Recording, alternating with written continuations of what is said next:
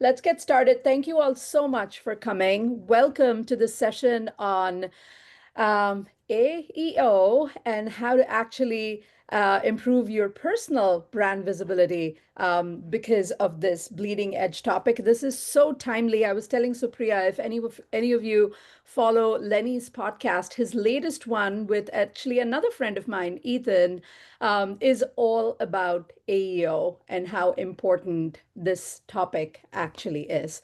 I'm not going to reveal anything about this topic because we have an amazing speaker with us who is going to demystify this. Um, Supriya is in the house, and I'm so excited that she has offered her time and expertise to be able to, unpack this bleeding edge topic for us. Bhavya, nice to see you. And just, in terms of introductions, I'm Shubha. I'm grateful to be your host today. I am a fractional chief AI officer at a generative AI startup called Wayfound. We build guardian agents for AI agents. I also am an AI coach and a consultant, and I also teach a Maven course online that actually is happening as we speak. Prior to this, I have a career in product management, and most recently, I was the head of product at Fanatics Commerce. Fanatics is a digital sports platform that some of you may have heard of. I've been a Sidebar member for a couple of years, and one of my favorite things about Sidebar is truly having members share their expertise like this. And so I'm so excited to welcome Supriya to be able to, again, unpack this topic. So I think Supriya has a presentation and will walk us through some content. We'll have Q&A. And then, as you all know, feedback is extremely important to us. So last couple of minutes, we will intentionally take the time to be able to offer feedback so we can get you the kind of programming that is actually useful for you. So without any further ado, Supriya, over to you. All right. Thank you so much. It's great to meet you all. Um, my name is Supriya. I will share my screen here real quick. Um, so I'm going to walk you through. So today I'm really excited to meet you all. My name's Supriya. I am the founder and CEO of a company called The Agency. You can think of it kind of like your personal executive ghostwriter. It helps with personal branding. This is not a commercial about my company, though. So this is my information. If you would like to chat about my company or learn more about it, DM me. I want to talk today about answer engine optimization, otherwise known as AEO, and some of the implications on personal visibility. I by no means am going to consider myself necessarily an expert, but certainly as I've been working in this space, I've been dabbling with and trying to learn as much as I can about this topic because it is actually somewhat of a tectonic shift for our industry, for visibility. And a lot of what I do on a day-to-day basis is work with leaders trying to navigate actually how they can drive visibility of their brand, of their business through their own selves as the person, as the face of a brand. And so through all of those experiences, I've spent a lot of time doing research and learning about the best practices of like what to do here and a lot of the basics. From talking to a lot of people, and that was a little bit of the genesis of this conversation and this event specifically. Um, there's just a lot of terms out there. There's a lot of confusion. Like, what is the difference between this and SEO? I've heard AEO, I've heard AIO, I've heard GEO. Like, what are all these things? How do they relate to one another? So, today, I'm hoping to help demystify some of these terms, if you hear them, what they likely mean, our basic understanding of how things work today. But we're going to leave some time at the end to have discussion, and would love and encourage all of you to share your thoughts and experiences of what you've been doing because this is a very new bleeding edge part of our ecosystem and it's constantly evolving. So I'm excited for us in true sidebar fashion to not only have a moment to level set on the basics, but actually learn from one another. All right, so Without further ado, I will get started. So, um, to kick us off, I'd love to do something like a quick poll across the room on what comes top of mind for you when you hear AEO. I'm gonna actually try a little experiment. I have a survey tool that I'd love for us to give a try. Let me just flip to it. Share. So if you take out your phones and use this QR code, you can actually vote and type in, your thoughts, and this word cloud will show up in front of us. And this is the first time I'm doing this, so please bear with me.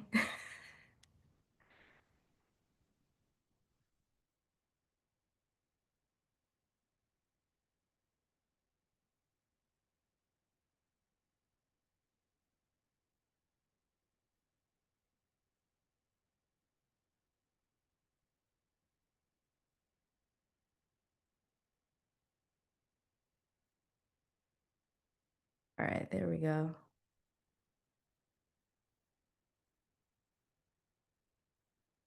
Yeah, this is pretty cool. Caterpillar, I love it.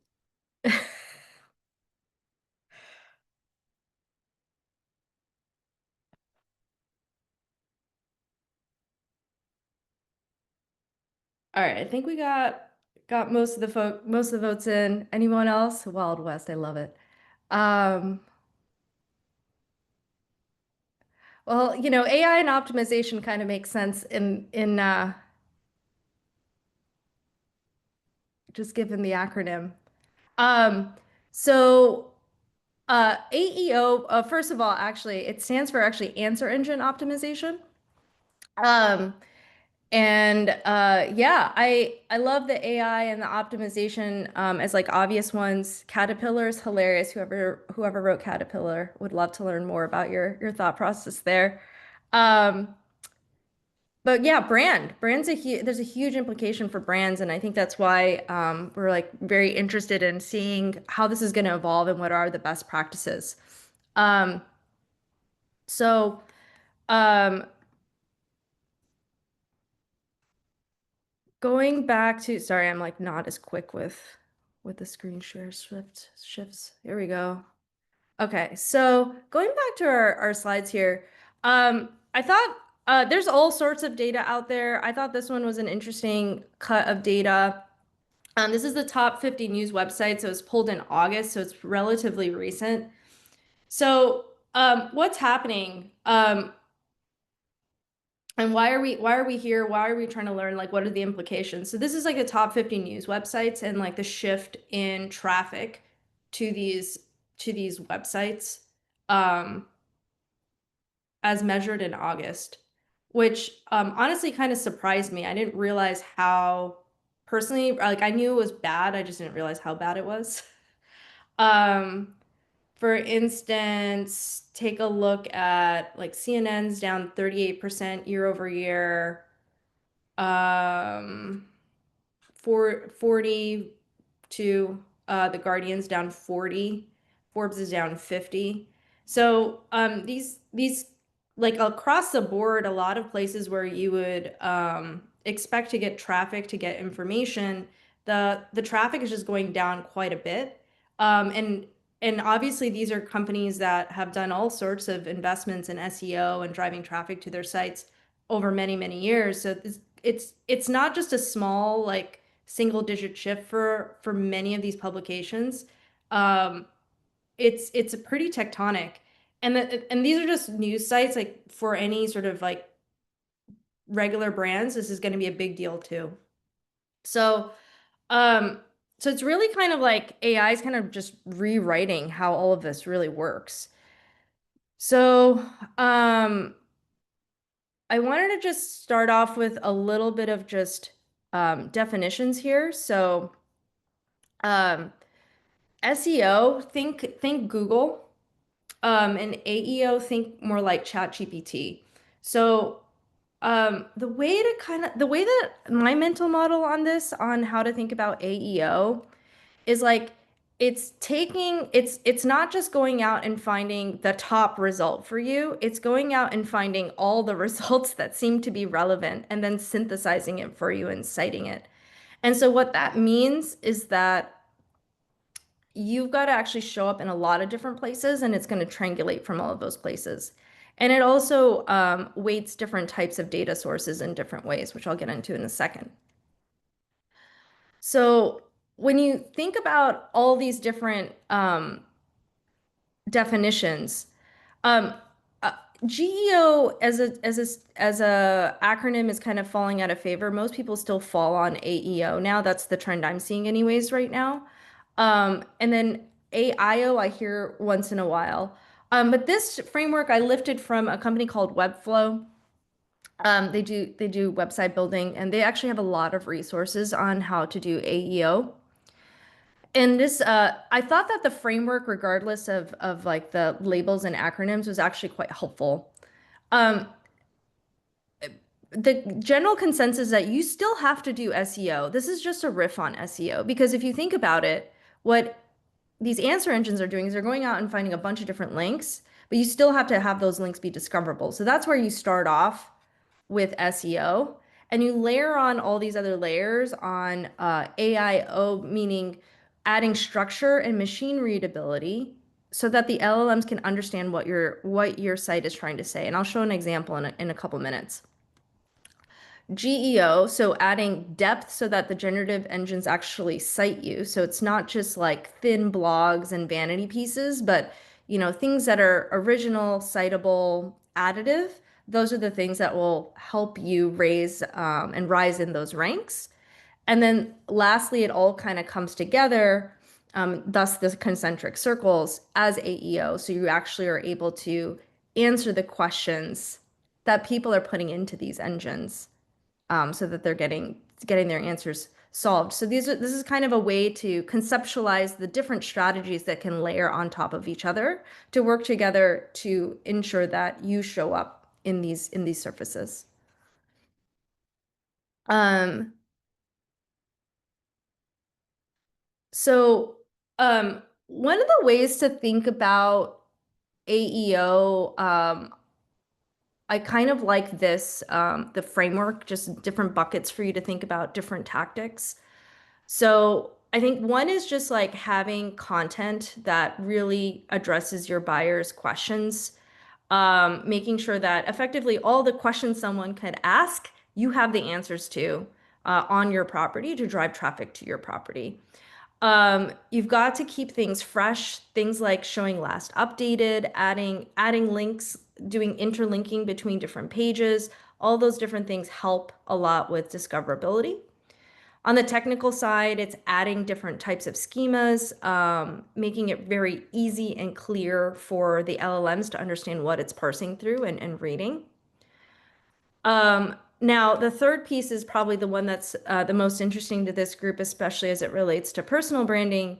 So as long as you've got the content and technical pieces sort of like there, the big thing is now going out to the internet and getting yourself mentioned in a lot of different places. So earning these mentions, not being spammy, but actually earning these mentions in places like Reddit, which David mentioned at the very beginning of our call here, is actually really, really helpful. So whether it's answering people's questions or um, you know, uh, you know, posting stuff that's just like generally helpful and explaining that's very good. The other thing is publishing original research, things with numbers like benchmarks, things that other people can cite. Those are the types of things that will help you with building authority as somebody who's, has some sort of market leadership in your space. And then lastly, like different things work for different people, so you'll want to also measure that impact. Um,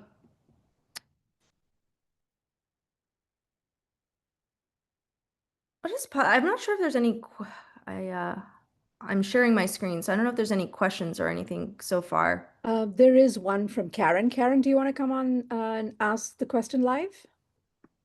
Hi. Um, I was just more curious. I was starting to listen to the Lenny's podcast too, right before this. My biggest question, I hadn't finished watching it, was, you know, he talks about like testing and experimenting, but my biggest question is like tactically, what is the best way to measure? I wasn't sure if there's certain tools that you recommend, or is it as rote as like just asking the questions directly in these LLMs and seeing what it says like a few different times? Like, because I know it's not always going to be the same. Any advice would be welcome. Yeah. I have a slide that kind of goes through it toward the end. Um, but I'll just get like the TLDRs, like it just takes a lot of like it is a little bit of just like brute forcing. Like you need to know what questions people are asking and then and then how are you showing up is the high level. But I'll walk you through a potential framework. What I've like looked up and learned from other people is very similar to what Lenny went through in his podcast as well this week. So you kind of just do kind of like a spreadsheet and just run a process every month just to see where you stand. Seems to be the best practice at least right now. Thank you. No problem. I see one other question. Yeah, hi. Thank you for this. This is really helpful.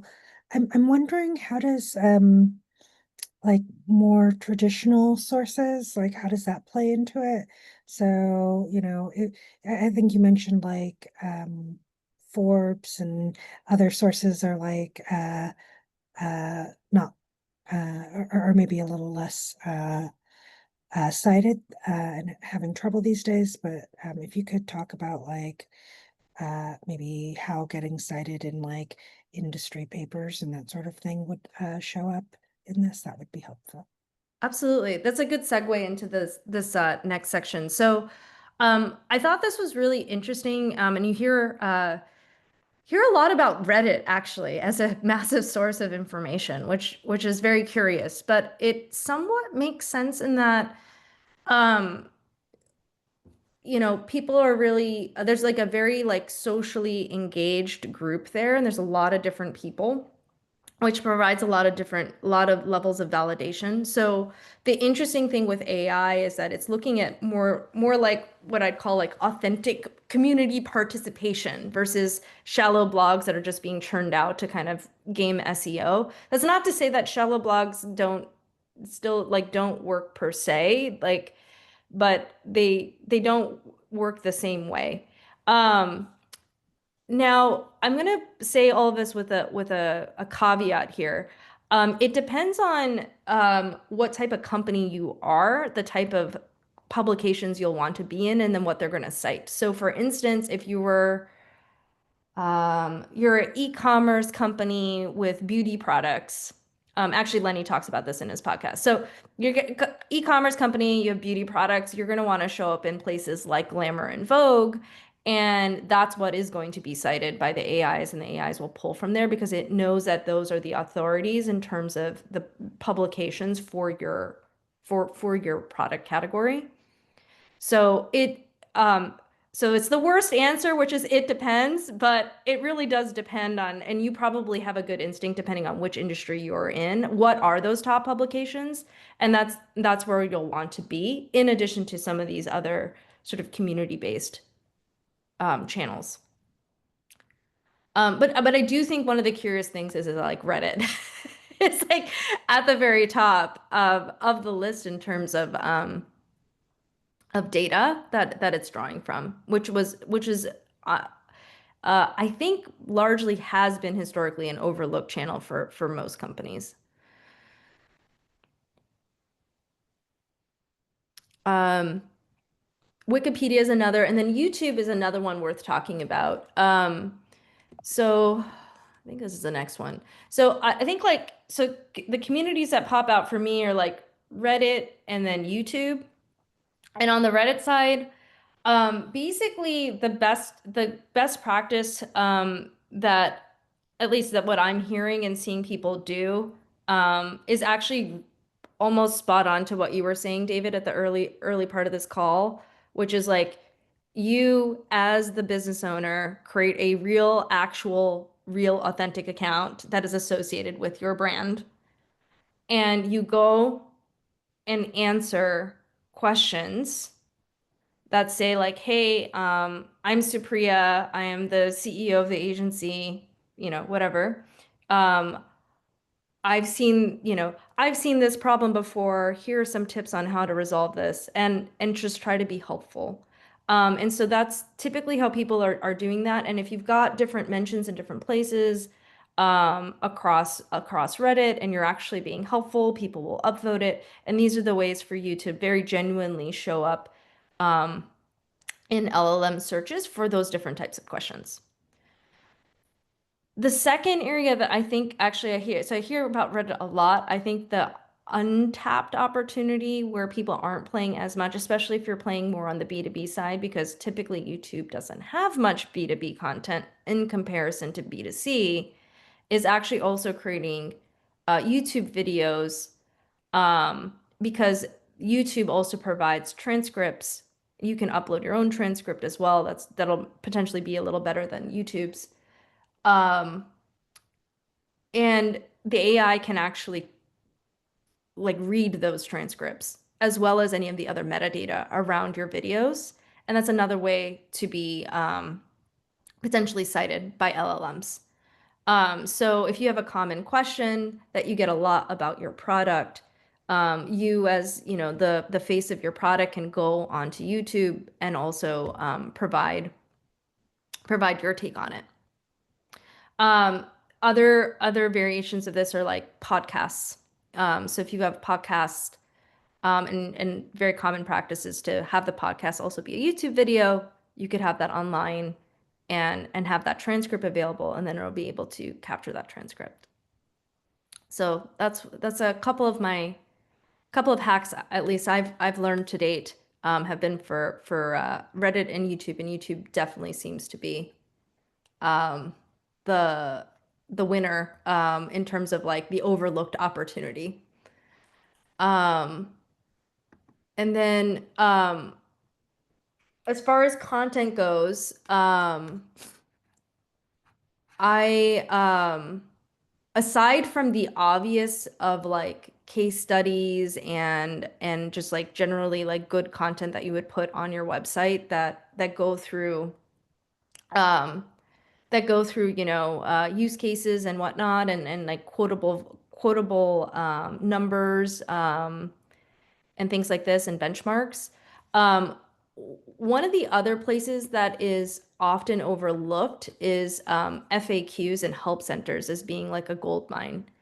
Um, I mean, literally FAQs are frequently asked questions.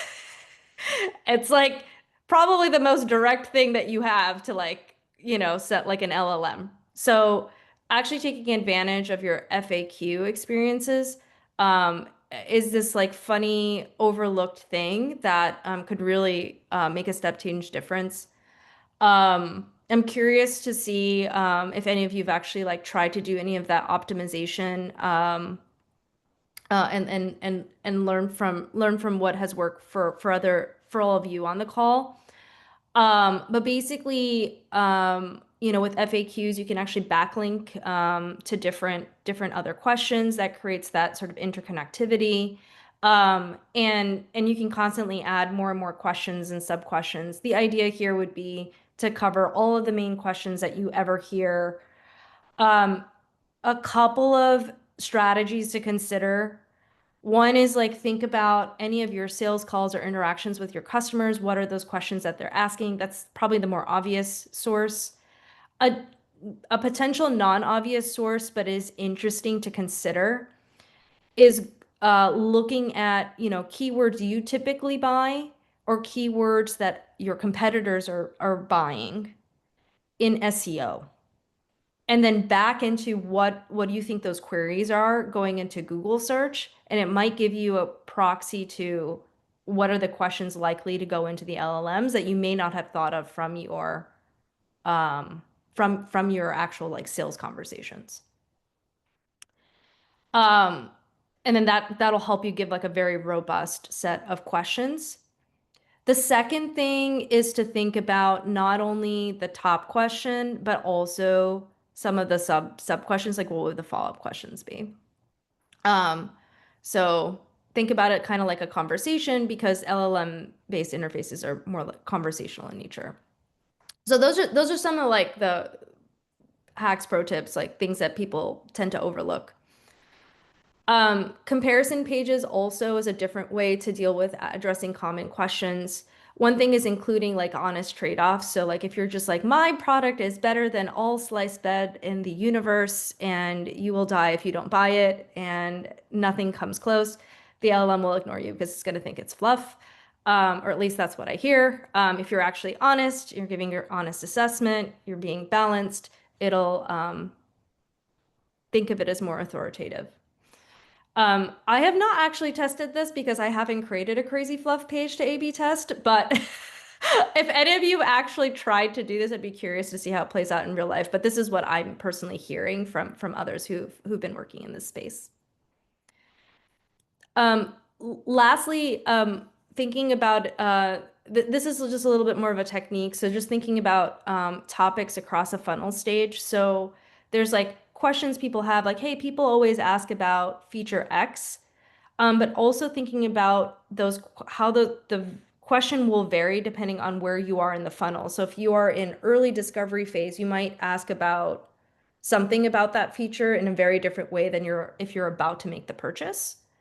And so the level of depth of the question could also vary. So just another dimension for you to think about as you're creating content.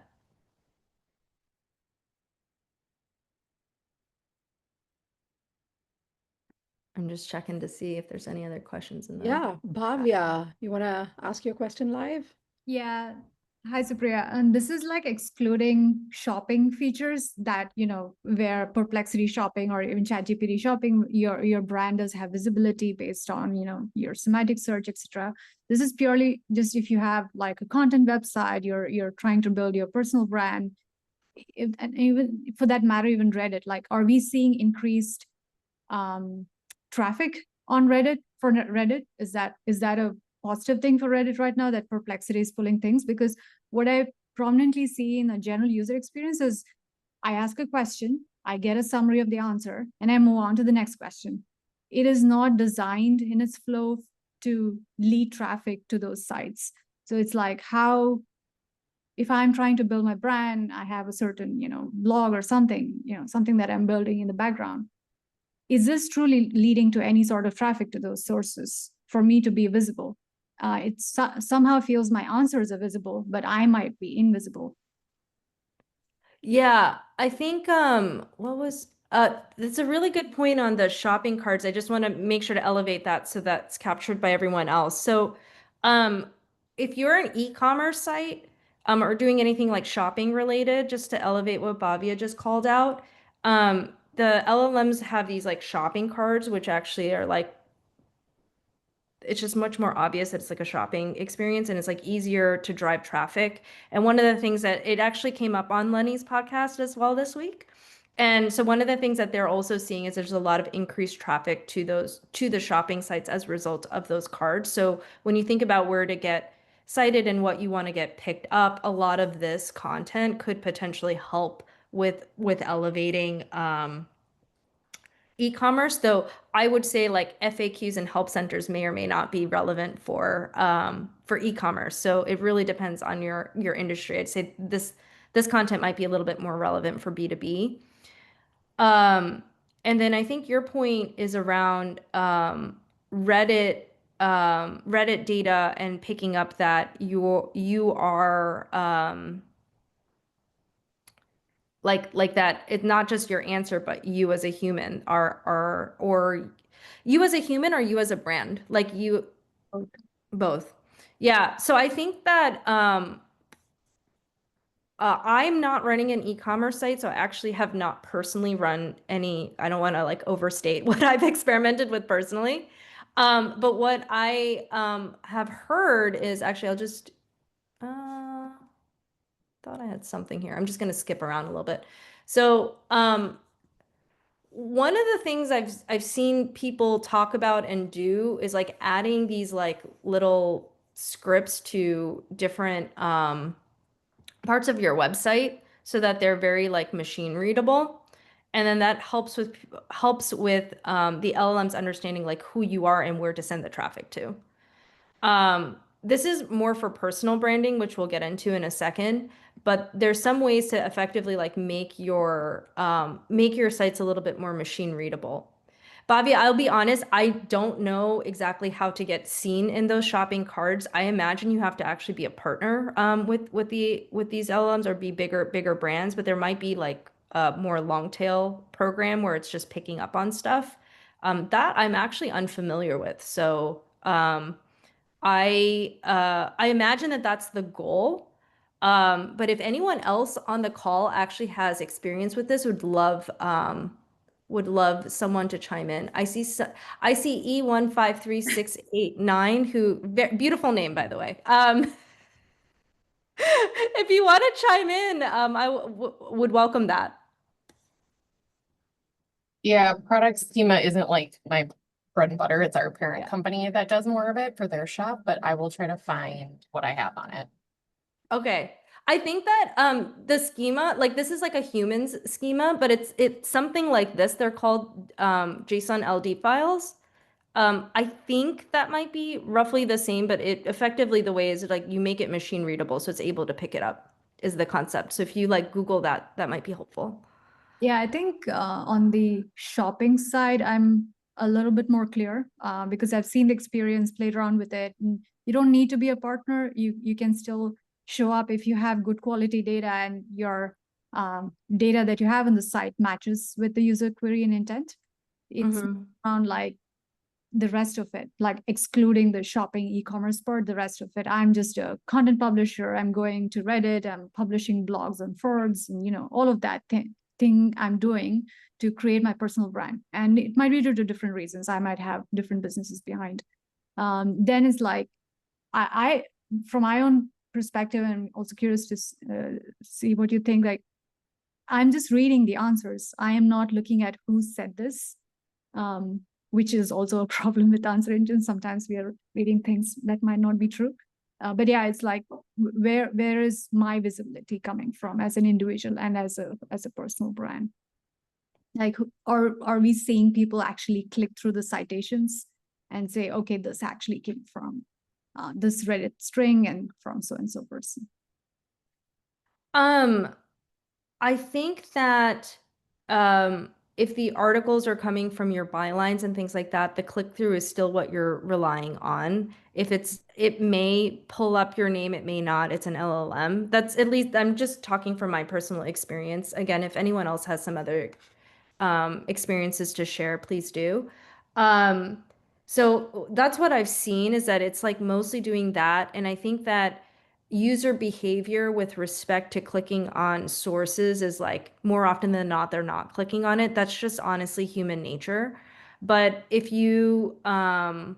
but I think that as a brand, you want your answer to be the answer that shows up so that you can convert. So I think that's one goal to think about. The other piece is that like if it's noting you as a source for that particular answer, example like a benchmark on some important stat. If someone's going to actually use it and they're being prudent, you want them to click on you as the source to fact check. And so that's the gamble of like what you're trying to do there. But really for people, it's about more about that. Unless it's if you flip it in reverse when it's like they're actually talking about you or they're asking something about you, like who's Bhavya? Then you want it to come up with you, and then obviously then it'll like pull your name and do other things, or like who's the owner of Climb, or like you know what I mean? Like they'll ask about your company and then your name could pop up where it makes more contextual sense. But really it's about like putting like your messaging first and foremost with you as the backbone of the brand behind it. Versus about necessarily having your name come up in ways that might feel artificial beyond just a cited source. Unless someone else on the call has like a tip or trick behind that piece, I have not personally seen that yet. Thanks, Supriya. No problem. Cool. So, um, wanted to hit on the measurement. Just give me a second because I actually had some notes I could not fit on the slide here that I'd love to just kind of read through. Um, there we go. So, basically, from talking to various people, as well, is like thinking through a few different topics, a few different questions that people ask about each of those topics. And then, and thinking through those different types of questions through the funnel. So, um, I'll just use my company as an example, so it's a little more concrete. So it's like, oh, what kinds of content does your product help me draft? So, you know, there might be different flavors of that. Like, do you do LinkedIn? Do you do blogs? I don't know. There might be all these different types of questions. So what the accepted practice, best practice here for measurement is really just coming up with your sort of what I call like a prompt panel. So it's just like, here's your like 25, 50, whatever number of questions that are prompts that you want to go test to see where you're at. Like, are you actually showing up? Um, and then it's also kind of best practice to test not just ChatGPT, but also try Claude, Gemini, and Perplexity. This is just a good muscle to have, even though ChatGPT is one of the most widely used. Just because it may shift over time, and you want to sort of have a sense of it working across LLMs versus just a single one. It'll just help you be more robust. And then you may want to think about a few different variations of those prompts. And then check to see like, are you showing up? Are you cited? Um, is it linking to one of your assets? Is it correct? And is it positive? Like, is it actually like endorsing? And so taking a composite of that as kind of like a score, um, something like this is what I'm seeing people do in terms of building a score around like a share of voice, um, answer share of voice, I guess, for your particular product. And you can kind of do that across different questions, and then that'll give you a sense of like, oh, I'm doing well here, I'm not doing well there. And so, and then you can update this like something like monthly, if you can, because then you can use that to guide like, oh, okay, I need to update either my landing pages, my help center, I need to push out more content, I need to publish more content, etc.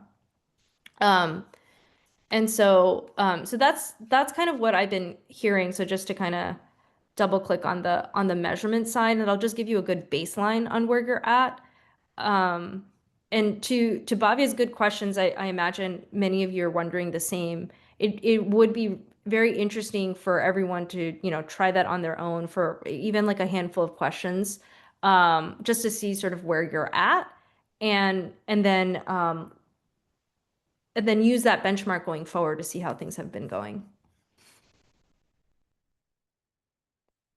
Um, just reading out the note on clear, easily scannable, structured content has always been important for SEO, but is particularly important for AI.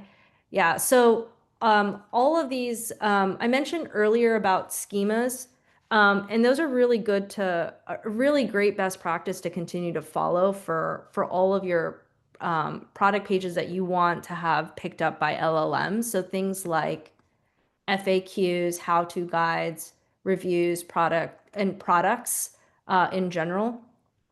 Um, and so there's a lot of documentation on the internet as well on this, or like honestly, you could literally just type in it like ChatGPT and you're like, hey, can you give me a template schema for X? And it'll come back to you with that. And then you can leverage it. Um, and so uh E153689. If you have a name, I'd be happy to use your name as opposed to your code name in here. But but I was just reading out what this person had just explained in the chat. And yeah, and like all of this is very true. So the schemas do make a big difference in terms of the LLMs being able to pull that content in. Yeah, interestingly, you're saying AI agents can create best as AEO content. Yeah, they sort of know how to optimize for themselves. So Fair enough. Fair enough. Yeah. the schemas and the content itself, right? I actually guilty as charged. I leveraged LLMs to create the first version of my FAQs actually, and then I made some edits on it. But that's actually where I started my own rabbit hole of trying to understand all this like schema and structure was actually with my own FAQs. Cool. So we were circling around this topic, and I know this was the big thing, just like last couple of slides. So the big thing, just to kind of pull forward, like why people are really important in the grand scheme of this AEO evolution is just, you know, for a lot of like people buy from people, they don't buy from faceless brands. Like that's just kind of the reality. You see this a lot with, founder-led sales and people who are, like companies, even big companies, right? They're putting their CEOs as public personas. Um, you know, Sundar famously gets like, I don't know, the 100x, 1000x. I don't even know what the number is exactly, but like the benchmark on engagement on his posts versus like Google as a brand. It's just like, it's completely night and day difference.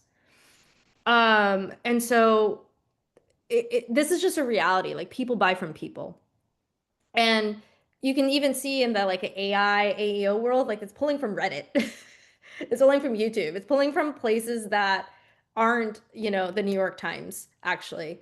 And I think a lot of it is because of this, like it's pulling from people, not brands. And so actually your personal brand actually I arguably could and likely does matter more in this new AEO world. And so I think that's where a lot of this actually really matters.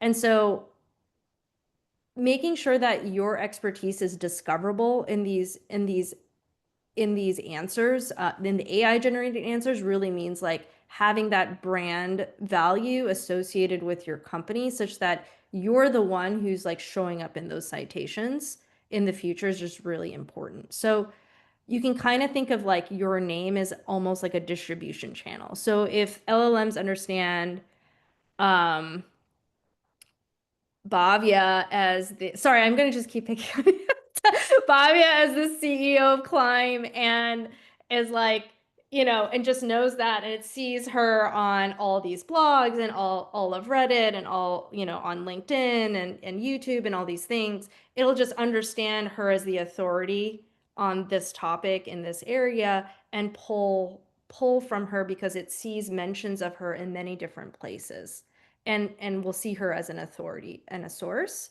And so that is actually at least what we're seeing in terms of best practices in terms of where the personal brand is sort of fitting into the larger equation. This is something I will say I have not necessarily tried to do myself. It's actually like my homework from doing a bunch of research and listening to Lenny's podcast this week, especially as well. But this notion of actually trying to do this like JSON style script for yourself as a person. I'd actually, to the earlier part of the conversation, I've heard about this with FAQs. I've heard about this with product catalogs. But like this was the first time that I had actually seen like, oh, people are actually doing this with like as a human as well. And so I thought I'd share this with you. I haven't run the experiment yet, but DM me if you do as well, and I'll share whenever I get results from my own experiments on this, of trying to actually create a sense of like who I am, so that I am citable. I am more citable, So you can add structured data to an author page. Like for me, I've got like a page that's like, oh, about the founder or whatever. So that could be like an easy place to put something like this. So it's like now it's a lot more machine readable. And so doing that in addition to having structured data, like having the structured data here, like also having original content with your byline, using the same language that you're using in different places. So it's like your name, CEO of X, and you're always kind of saying the same things, or founder of X. And um, you're calling yourself out as the same thing, and that pattern matching will be helpful for the LLMs as well to know that this is the same person. So combining this like structured point of view with this like publishing that original insightful content with things that are really citable, and then also showing up authentically in forums and communities with your name will help with that sort of shortcut of tying your name to your company, to the answers to the questions that people are asking.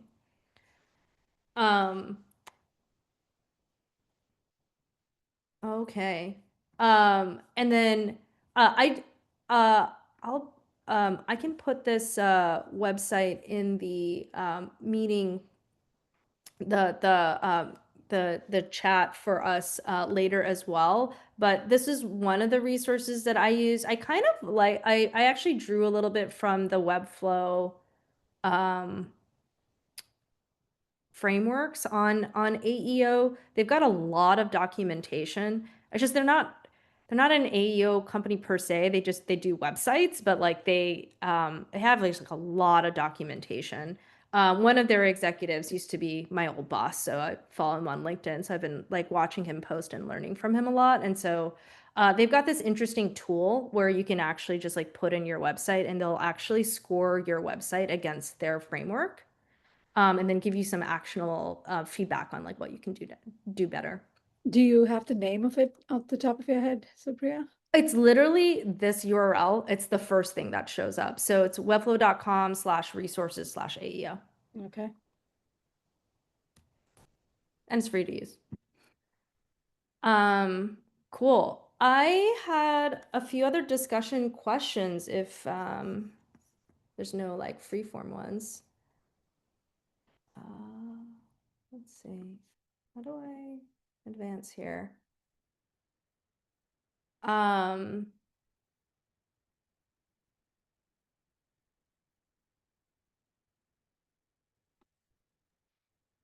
Supriya, while you're pulling that up, I had a question. Yeah. So is it fair to assume that AEO, at least in the initial stages, would favor brands and companies that have more resources to be able to do the heavy lifting, do more of the optimization versus, say, smaller companies or solopreneurs or even individuals? Is it more skewed towards corporate versus individual, at least starting off? What is your perspective on that? Yeah, so that's a great question. What I'm hearing, and I'm curious to hear from others if you've had any direct experience as well, is that actually the little guy actually has an advantage in this game. Because if you are a large company and you want to show up in SEO, the go-to move is like, hey, I'm gonna go pay Forbes for an affiliate mention in an article somewhere, right? And that's something for people with deep pockets. That's not something for the small guy. But actually, things like Reddit and YouTube open up opportunities to be mentioned across the board for someone, like, because it's pure organic, right? So you don't need the budgets to go do that. You can actually just go get a bunch of mentions and publish content. Now, where of course the dichotomy lies is like, hey, at some point, like, I'm not running a content factory for a living. Like, I need to run my business.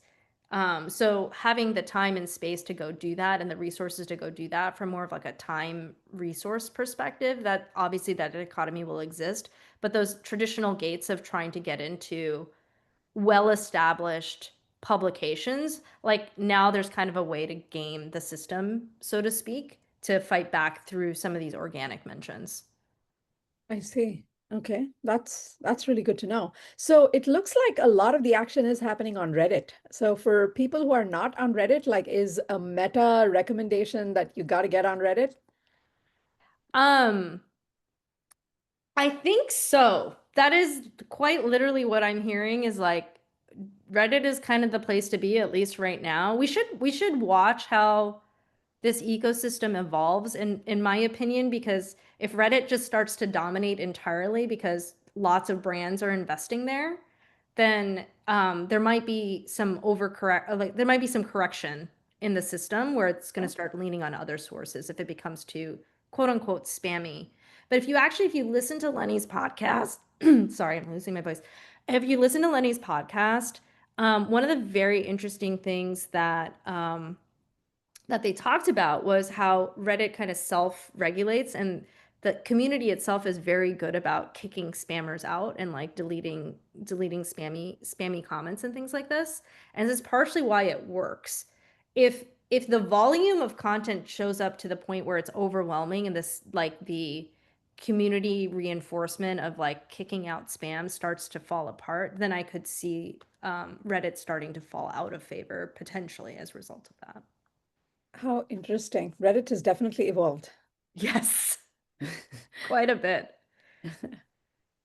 Um, I think it's also the nature of the such a diverse set of data and opinions being public versus a lot of other sources are being favored. So I think Reddit feels like an easy one. I actually came across this app called consumer.ai that helps you research user personas if you're especially B2C.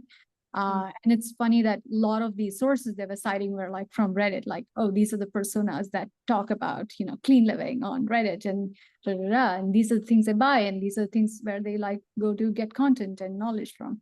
So I was like, oh, it's like more and more, I'm only seeing Reddit as if like there's literally no other platform to pull data from.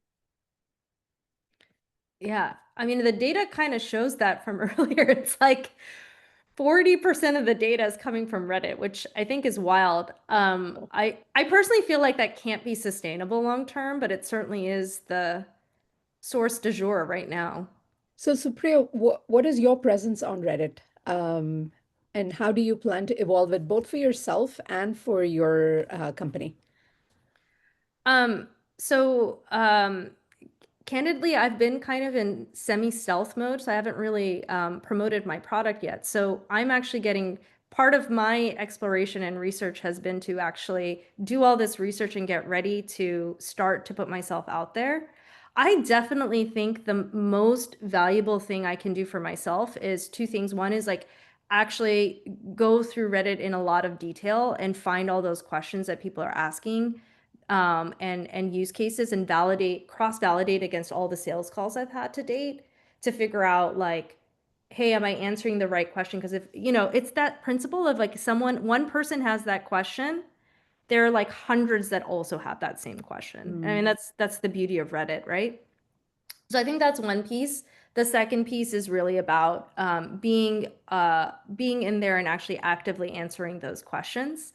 It's funny, I was talking to a friend of mine in marketing. She's one of my advisors, and her note to me was like, just be careful, don't start unless you're ready for the traffic. Yeah. So this is partially why I've personally waited. But the expectation is it's actually going to drive traffic. So do it when you're ready. Um, anyway, that's my personal journey. Yeah, makes sense. I want Well, to add one thing I want to add about Reddit, because we've like trying to crack the code there. Sometimes Reddit will ban your account and there's nothing you can do. So like you need to understand the Reddit a little bit. Also, like if you let someone else use the Reddit account, if they don't use from the same IP and stuff like that, usually like if you give it to like your virtual assistant or whatever, right? Like if you want someone else to do the work, really strict about all that stuff, which is like what makes Reddit kind of unique. I mean, there's still a lot of spam that's going there, but after a while, if it sees that you're just dropping links, I mean, even if they're thoughtful comments, I think if they see that there's, you know, a bunch of links dropped in there over and over again, chances are your account might just disappear overnight. So something to be careful about. Oh, good to know. Wow. Yeah. Thanks for sharing that. That actually happened to a friend of mine, so I will attest from a secondary thing. She went and answered the same. She was answering the answering a bunch of questions, but like kind of with the same answer in a bunch of different places, in very rapid succession, just trying to get signups. And her account was, I think she only lasted a couple of days before the Yeah. account was banned. Yeah.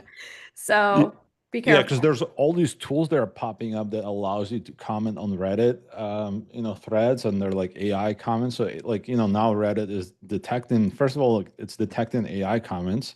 Mm-hmm. And second of all, it's detecting automated activity. So it's similar to like LinkedIn. Like I think LinkedIn's really cracking down on fake accounts and stuff like that. So that's the good part. That's why like it could potentially last longer.